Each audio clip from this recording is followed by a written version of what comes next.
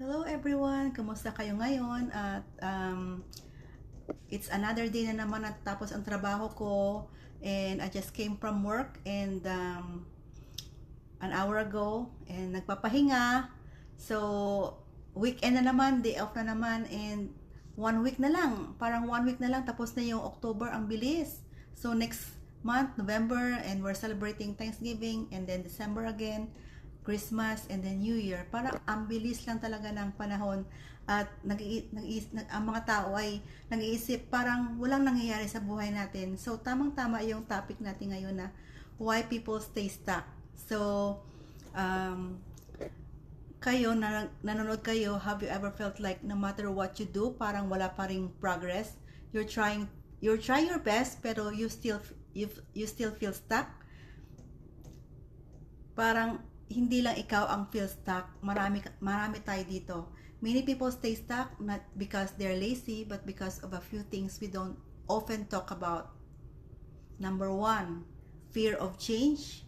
We say we want growth, but when change starts to happen, we get scared kasi sanay tayo sa comfort zone. But here's the truth, growth never happens in comfort zone. Hindi ba?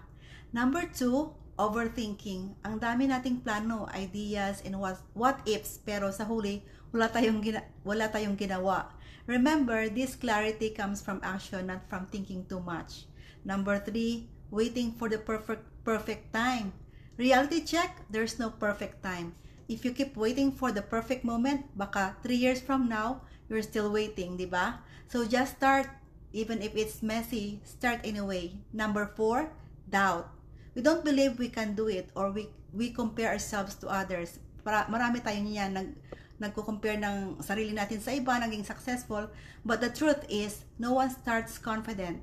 Confidence is built through consistency.